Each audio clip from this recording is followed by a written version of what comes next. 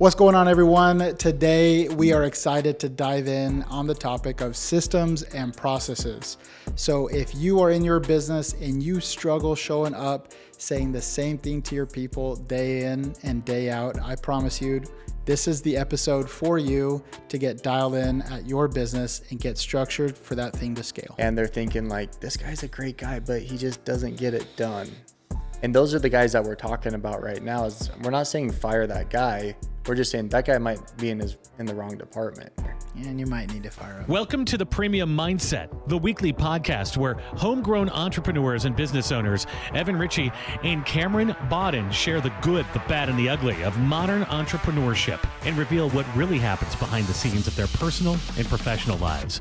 As owners of two of America's fastest growing and most disruptive companies, Coconut Cleaning and Green Mango Pest Control.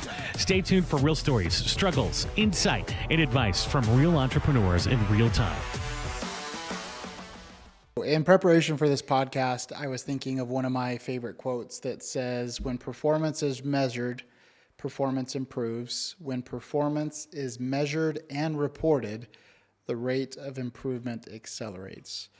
And to tie that into our topic today of just systems, processes, and how one could go about implementing that and how they could keep it structured and running. I thought of that because I feel like anytime I see a chink in our margins or in our performance, it goes back to something that we've implemented in a system that is not being upheld. And so the system king, and I truly mean that, Cameron, you've always been one where you've had your time in front of the people. And I think when you're behind closed doors is when you work best, is you're implementing systems and how we could succeed and accomplish our goals. Why don't you kind of kick it off with, everything you'd like to say about systems as well as like the importance of having them in your business. Yeah, I'm just excited to talk about systems today because, Clay, who's writing my book for me, right. he, and we've talked a little bit about this, but basically like he read all my journals, all my coaching notes, everything. And he broke down 9 principles that made a difference for me in my businesses. Right. And one of them, is systems. And so the first thing I talk about is self. The second one is systems. And the systems for me are so important because without systems and processes, and that's like, I've never really analyzed the two different words, but you can have systems, but just kind of out there. And then the process is what you do with those systems. Yeah. It's been really cool to see the changes in other people's businesses that I've helped, but it's also been cool to see as we put the systems and processes into place at our own companies, including just recently Coconut. We were just in our meeting this morning. I find it no coincidence that we had our second best week of the year. Okay, 3 weeks after we identified what are the most important KPIs, and we're reporting on departments and not people. Yeah. To me, it's like it's no small coincidence, and so I'm excited to talk about systems and processes. I've broken down 6 things that I sent you, and I don't know if you agree with them or not, but I feel like they're like when you think about systems and processes, these are the 6 things that are kind of like that define it. And so the first one that I talk about is, first of all, just having them written down and clearly documented. I see so many companies when they train someone, it's a verbal communication of their expectations. And so you and I are having, and we've talked about this so much, I feel How many times have I told you? Yeah. Well, I'm saying I feel like we've talked a lot about this on the podcast, but basically we're having we're sitting in the same room and there's other people in this room. They're hearing something different than what you and I are hearing. And so everyone's perception of their reality, depending on what's going on in their life, is focused on what they hear. Right. And so when you write it down, that's when it's like almost clear as day. No way to misunderstand. No way to misunderstand it. So let's start with the systems and processes of actually writing it down and what you've done at Coconut and the changes that you've seen. So let me give an example to help the listeners understand. So a system is, think of marketing. Marketing says, let's do Google ads. Where do we want these Google ads to land in terms of when someone expresses interest from Google? where do we want that lead to land? So the system is, it's going to go from Google to whether it be our website or just directly to our software internally, which is HubSpot. That's a system. Cameron, and specifically talking about what we've done to write something down so there's no way to misunderstand, is a process to work the lead has to be also clearly written down. And so we call it our lead nurture, right? So those listening, the system is, let's say, lead management and where we want our leads to land. And marketing works carefully to make sure that every lead lands in its appropriate spot. The system that Cameron beats over everyone's head for years was call leads 2 times a day for, the first 15 days. And you said that over and over and over. And then you said, you know what? Fine. One day you just came out of your office and said it was day 1, contact lead within 5 minutes of landing in HubSpot. Contact lead 2 times if it comes in before noon, and then 3 times if it comes in before noon, 2 times if it comes in afternoon. And then every day for the first 15 days, you wrote down the exact amount of times that you wanted a lead to be contacted. So no way to misunderstand, right? So we had the system down, and this specifically is just the system of lead management. The process, you'd say, how many times have you contacted a lead? Oh, I got bit. You said, okay, so in front of every inside sales manager's desk, it has days 1 through 15 of lead nurture. It sounds crazy, but I'm telling you, man. Sorry, keep going. No, as you're saying, I'm like, dude, that sounds so crazy. But here's what I could do. I could go back to everything green mango and coconut. And every time we had a good idea, right? Because those listening that are small business owners, you know that you have those days where things are just cruising, people are getting it. And then you also know that you have those times when people forget to, get their truck prepared the right way. And now you're leaving your route to go take something to your guy because he didn't do his morning inspection. People can't see this, but at Green Mango, there are canvases of Green Mango's goals and the daily incremental things that technicians need to do to get there. And so that lead management system and process is one thing.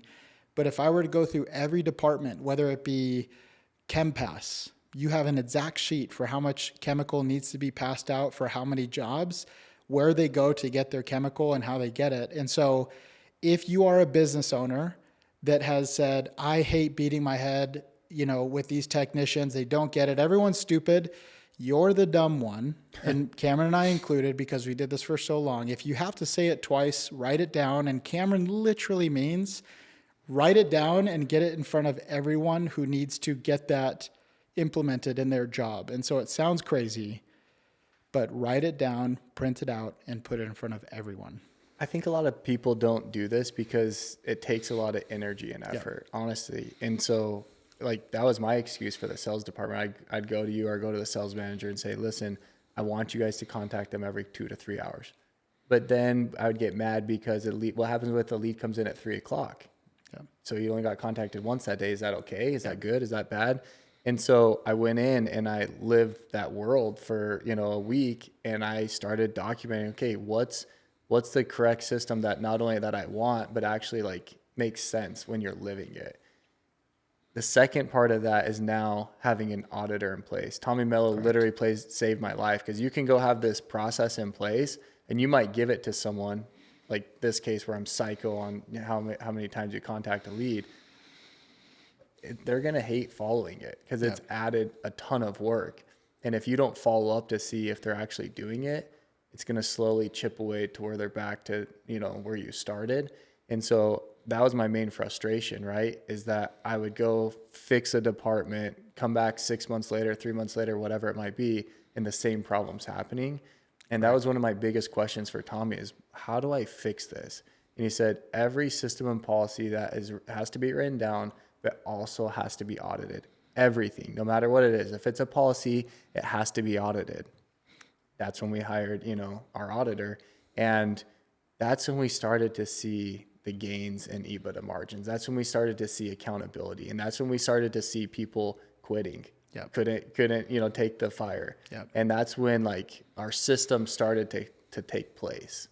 So here's what I'd say to the auditor aspect is find someone that doesn't have a commission attached to the KPI you're asking them to audit, rather than giving them a pay or bonus structure in the doing of the auditing versus making sure that a KPI, or like for instance, don't have someone audit the amount of times a lead is contacted if they have a commission in how many times a lead is contacted. Mm-hmm. So we found someone that was total third party. We literally made her own department called the auditing department. And the managers feared her in the best way because we said, hey, Kayla, every day we want you to audit 15 sales calls from the previous day. And here's how we want sales calls to go. Did they try rolling over objections? We had it written down here. Everything. She had a whole Excel sheet of every standard of everything she was auditing so she could audit against that. So don't ask the auditor, hey, check HubSpot to make sure leads are contacted. Make sure she has the exact standard, like when teachers used to put over the correct answers over your test and you'd see how many you missed. So like give her that standard sheet so that when she's, for instance, going through a sales call, it's as if Cameron is listening to that sales call. Yeah. And so she can say, I don't think they tried very hard when they said, hey, is there any way we could get a free initial? Or, hey, Kayla, go through 15 CSR calls every day and make sure that they're giving them the time of day, make sure that they're handling all their questions and that nobody was put on hold for more than 15 seconds. Yeah. And then now she goes through calls and then she sends a report. She attaches me and you and the manager of that department. And she says, hey, great job. I audited 15 calls yesterday. Not a single person was put on hold for 15 seconds. Every call was answered within 3 dials. There was no one that went to voicemails, and all CSR alerts were handled by 4:30 p.m. I just want to talk about because we messed up the first time with our auditor because it wasn't that cohesive relationship that you're talking about. They feared her and they kind of despised her. How did you the second time develop that relationship so that the buy-in was there, that like we're working as a team here and she's not your enemy, she's your coworker to help you out here? I would say the simplest answer that we'll cover like another time in depth if we haven't, but as long as they saw this person as an aid to help them get their bonus, that's it. They were cool with it. So if I said, hey, she's going to audit you and like look for ways for you not to get your bonus, that was kind of the vibe of the first one. They were like, oh, she's my enemy. But versus the second where it's like, hey, Kayla's here to ensure that you get your bonus. So you want her to find as many problems as soon as possible so that you can correct them and hit your bonus and get your money. Yeah. Then they were like, they were getting her lunch. They were doing anything they could to say, hey, we just want to make sure your life is good and that you can help me be a second pair of eyes on my KPIs to ensure I get my bonus. Yeah, I love that. On the auditor piece, when you get frustrated, because if you're like me, like you look at your whole company and you're like, man, I don't have any systems or policies in place. I don't have an auditor in place. The advice that I would give you right now is just start with the one that is probably is the most important to you, whether that be sales, whether that be marketing, that's your customer service department, and just go like tackle one department at a time, get everything in place, a system, the processes in place like we're talking about, written down, go over it with your team. Get feedback from your team on, if they agree with it. You want the buy-in as you implement new processes, right? And then lastly, then go find your auditor. Yep. But don't get overwhelmed. I think that's what handicaps a lot of people is like they look at their company and they're like, man, it's too much. Guilty. It's hard. When I feel like the ship is sinking a little bit and you put your finger in one hole to keep it from the water from flowing in, and then you see water coming in and you don't know where to go. So I love what you said. So to get granular, start with every department. Just say, if I were doing this role, how would I want this role to be done? Write it down so clearly that there's no misunderstanding. Create a policy to hey, I don't want people to go to voicemail. I hire enough CSRs to make sure no one goes to voicemail between the hours of 8 and 5. Like, that's a standard. Yeah. Write those things down and then reinforce them through having the auditor. So have the clear systems and policies.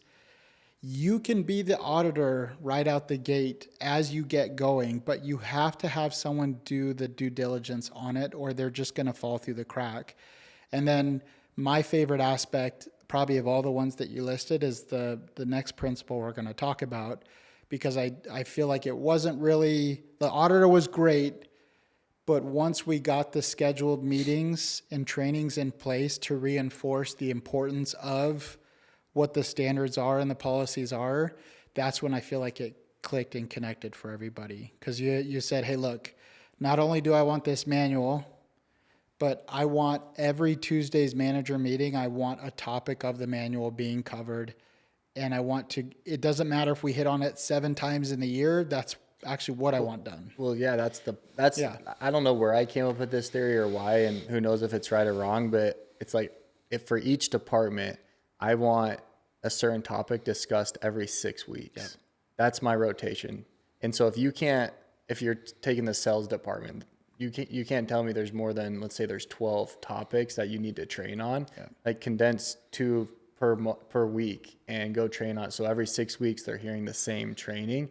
That's the only way to beat things into people's head. Yeah. And so what I love about that is that why I wanted to implement that is because let's take, driver safety, for example.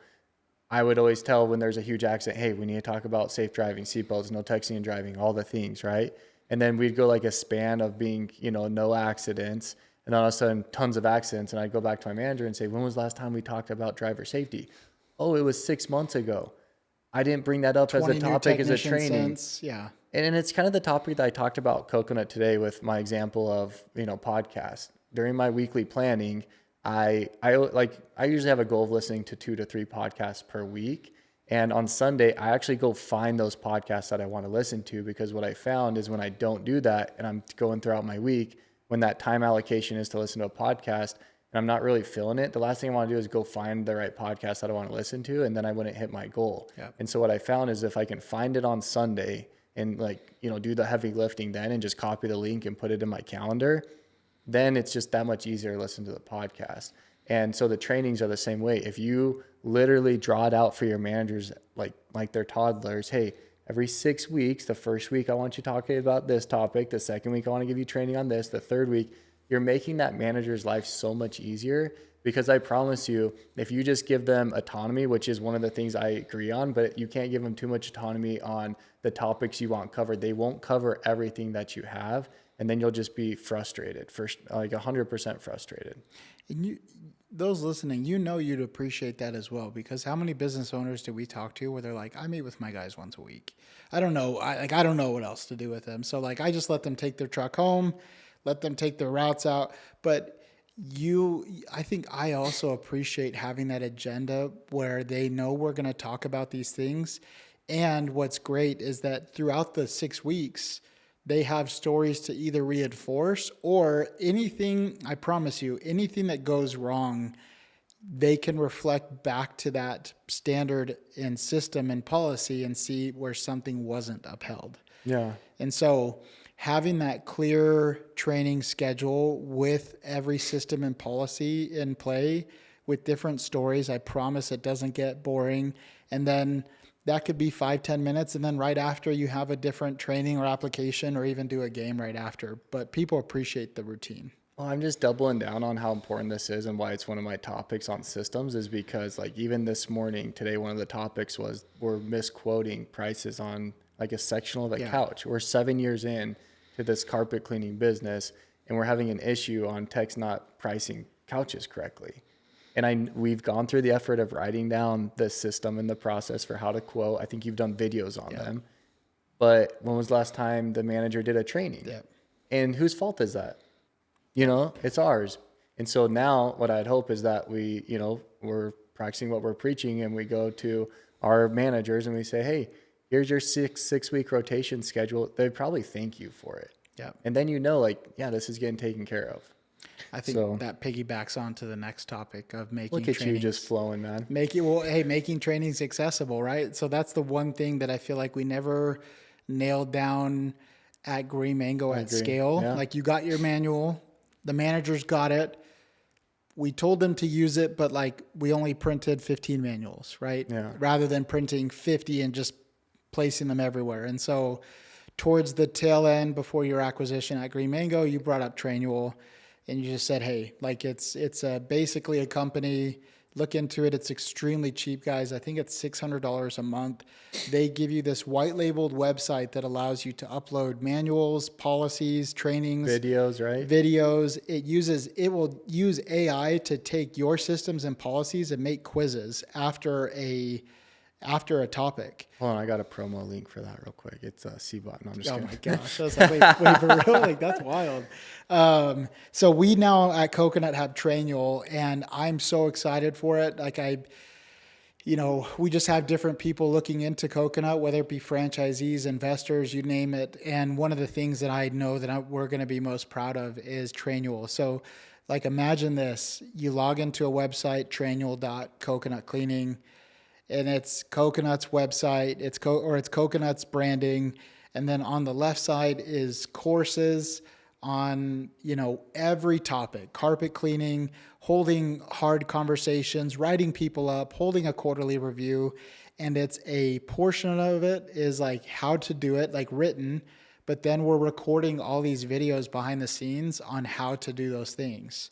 Yeah. So whether it's pulling a carpet wand at the rate that we need them to, spraying a home correctly, or having a write-up done correctly where we're not going to get sued for harassment or anything weird like that. We have videos for everything. And what I love about it is that I think it's like, hey, $600 a month for 14 to 50 users, right? And I think that's going to be a lot of the people that listen in here is, that 10 to 50 employee range. Maybe it's $900 a month once you go past that, but still so cheap. Everyone gets a login. And here's what I love the most is that it shows me how many times someone logs in, and it shows me what courses they're doing. Yeah.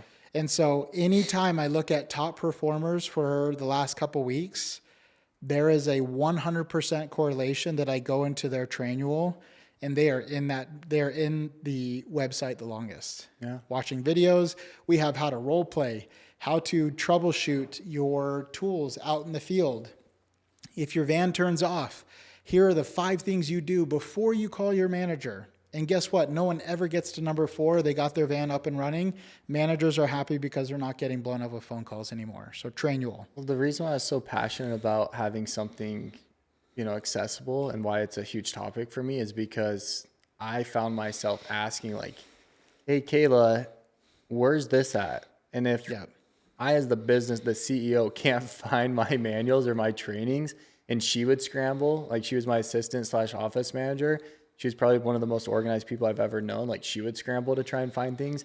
Where's a manager or a technician or a CSR going to find it? Yeah. They're not going to find it. And then when they don't, follow procedures or hit their KPIs, like, what do you expect, man? And so it's like, when you talk about these things, it seems so basic and dumb, but it works. It works. Yeah. Not only does it work, but, what I've noticed is that it gives people a sense of responsibility, and it takes away the cop out of, well, I didn't know. Yeah. It's like, hey, when I get a phone call and someone says, hey, my wand isn't working, my tech managers can say, did you look at Trainual real quick, and type in wand? Yeah. And then 5 topics will come up on what to do and how to deal with it. Oh, my bad. And what's cool is, like, if they actually, there's a difference between the fleet manager coming out and fixing their wand and them troubleshooting the wand. And so the next time it's like, they don't even have to look at Trainual because they actually had to go through it and learn how to do it. Correct. So let's pretend like we have everything in place so far. Yeah. So we've gone over, written down systems and processes, right? We've gone over actually having a 6 to 8 weeks rotating schedule written out. Hey, these are the topics I want you to cover on. something like Trainual. You're a huge fan. I don't have much experience with Trainual. I know when I was doing the demos, I loved it, but I don't have much experience in it. Seems You like can have you a love Google it. Doc sheet. Like, Google Doc, but yeah. even then, that's like You can't just saying it. I'm just saying, don't be cheap in this area, Yeah. right? So you got the Trainual. The next one, this is number 4, giving the employees autonomy. So now you have everything placed. You have everything written down. You have the systems in place, the schedule. It's like now you got to give them some freedom, and this is where you and I struggle the most. Yeah. So I'm gonna be quiet here for a minute. Well, here's what I'd say. It's funny. It's like a little cycle. It's default to number 1. Did you give them a system and process on how to have autonomy? Let's pretend like we did, because most of the time we don't, but let's pretend like we did. Okay. How do you give, like... I'm going to go back to your famous line of trust but verify. Mm-hmm. So this is what I do well at times, but a lot of times I don't. Giving them ownership comes with a sense of responsibility that they know that there's going to be some sort of follow-up. Yeah. And so I feel like we get the most done when, as an owner, you can check off all these boxes to say, I have given you resources to do your job and to do it well. Bonus structure, you have the systems, policies, you have the how-to for everything. Now, I'm going to step back a little bit, and then I'm going to have James, our CFO, make sure that we're growing at the rate that we should. And then when I hold my one-on-one with you as my direct report, who's now over the company, I'm going to ask, how are your trainings going? How's this going? Hey, I'm going to almost do some like, hey, when that happened, what'd you do? Well, I went here, and I'm just going to make sure that whatever manager is over a certain department, that I better be hearing the right things with. I turned them to this, made sure that they understood, and that's why they were written up. Or they understood, and that's why they were able to succeed and do the best in sales or whatever it might be. So then it's up to me to hold that direct report accountable, who's over multiple departments, that they are doing the thing that they should be doing. So trust but verify. Yeah, and the whole point of you hiring a manager is so that you cannot have to focus or worry about that department. Yep. And that's the mistake that I see a lot of business owners make, is that they hire the guy, but then they're still babysitting the guy. And then it's my theory of that when everyone's in charge, no one's in charge. And that's when it's like, yeah, we didn't hit our numbers this month, but like, you're pretty much over, like, you're the parent that's hovering over me all the time. Yep. I think of like the next principle we're talking about. And I think what your ultimate gauge is to like test if somebody is the right person. You hate when people don't have questions, or like you're checking in with them and they're like, nope, we're good, everything's good, but you know that maybe there's a certain KPI of theirs that they're not hitting, or they aren't being as proactive as they should and bringing it up to you and talking with you about it. Yeah. And I just think that you give people ownership, but then the ultimate test to know if they are the right person is, are they growing that respective department like you would, given that all the resources and all those things are there and available to them. And then when you're having that one-on-one, it's like when they're like, nope, everything's fine. I know that kind of drives you nuts, because you're like, what do you like?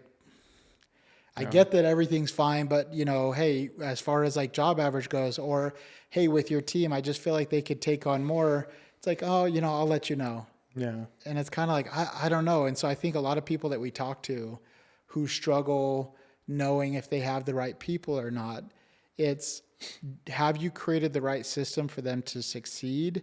And are the metrics that you believe they should be hitting with that system happening? And if they are, get out of the way. Yeah, that's what I'd say. Pull back, and like, again, we're not very good at this, right? But we're telling you, if you have these three things in place, like give them the autonomy, because the times that we have done this, the ownership spirit, like a Joe, like a Gustavo, where they just own their departments, it's doing better than we could have ever imagined. Yep. And that's what's so crazy.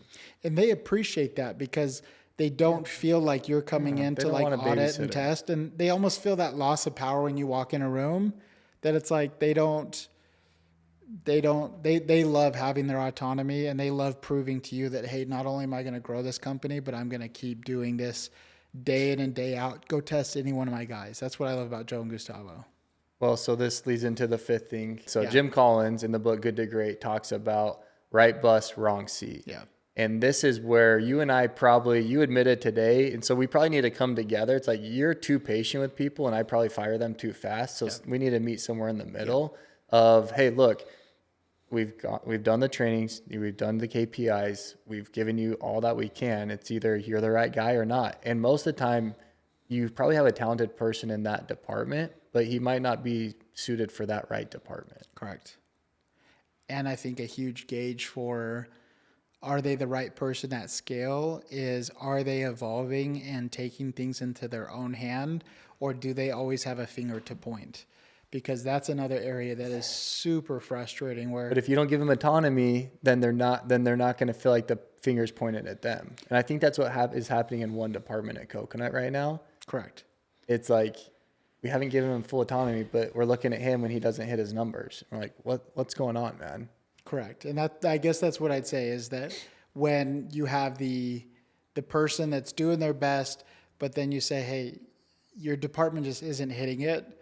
And they say, well, inside sales isn't, like, even starting a sentence like that, it's a little deflating, because I think in those moments is where I suck the most, because I almost am a little facetious, and I'll say, well, I love that you brought that up to inside sales a week or two ago, right? Well, no, I forgot. So it's almost my way of telling them, why didn't you say anything until this moment? But then it's also like me. I don't want to get off topic here, but that goes back to like a commission or a bonus when the whole company wins. Correct. I know we were just talking about that at another meeting, but that's when you get the conversations happening without you forcing it. Because if not, and they're just an hourly wage person, maybe a little bonus here or there. But it's like they don't care if, like, they care, but they don't. There's different levels of care. So here's my wrap up of like when I think the system is working is, are the things that are deemed as constraints happening because of the same mistakes or new mistakes? And if it is because of new mistakes, I have a leadership team that is evolving, they're getting better. If it's the same mistakes, then generally it's going to default to somebody in this link doesn't understand, or maybe they're not the right person for the job. But I would argue in a system where you have a higher level executive, they're already firing that person or writing them up. And there's no better feeling than like, dude, why haven't you done this? He said, this was my weak link. I gave 3 write-ups and then I fired him. Yeah. It's like, okay, so now I should see this improvement? Yes. And so not repeating the same mistakes is my indication of growth, as well as the individual managers are taking that ownership role in doing and making the changes that you would if you were present. Yeah, I just feel like a lot of people that might be listening might have like 3 to 5 managers, right? And they're thinking like, this guy's a great guy, but he just doesn't get it done. And those are the guys that we're talking about right now. Is we're not saying fire that guy. We're just saying that guy might be in the wrong department, or he might not be incentivized properly, but there's something going on there. And you might need to fire him. And you might need to. And easier said than done. Green Mango 2 years ago, we went through a firing process of 10 of 12 managers. At Coconut, unfortunately, I was like Mr. Pride walking around. Cameron, we've never let go of anyone. No one quits. And then 6 to 9 months ago, it was very evident that our constraint was that we had people here 5-6 years that didn't want to grow farther than where we were at. Yeah. And so to look at people who had been here 5 or 6 years and say, I'm letting you go. And they're like, why? It's like, because the new standard has been set and you clearly don't want to acclimate. Yep. So, and I did that with probably 7 people that had been with Coconut 5 years or longer, simply because they wanted things to stay as they were. And as you and I naturally elevate and we go for bigger things, it is a ball and chain. But what I will say is that those who have been here just as long saw that, made some quick pivots, and now they're adjusting. And then the people that have been here 1 to 3 years know that the tone is that there is no amount of tenure that's going to keep you safe. It is always about progression and contributing towards production. Yeah. And so that kind of leads into the sixth thing, and that is just a continual loop of communication. Yep. And improvement. And I think the greatest quality that a CEO can have is just being open to feedback. Yep. And, you know, dropping their ego and being open to people that just say, hey, I think we could do this system better. I love the principle that Mark talks about, question everything. And, you know, what system you put into place this year is probably going to be obsolete in 3 years from now. But if you're just like crazy about your system that you put into place and you aren't open with other things, and not, you know, it could be right, it could be wrong, but have that conversation and be willing to at least, you know, fish it out and see what's going on there. I think that could be one of the greatest things you could do as a CEO. But a lot of people get defensive and think that like you're questioning them or they're questioning you. And you just can't do that. Got to take the feedback. I had Kate, I wrote out this long post and she took it, she put it into AI and said, condense this post. 2 seconds later, it was a post infinitely better. It was hard to accept that because I felt like all my little mannerisms were in there and it condensed it, and I had to accept it. Like, she understands social media better. She said this has a better hook line. It's get straight to the point. Trust me. And my ego initially was like, no, that's not me. That's not my voice.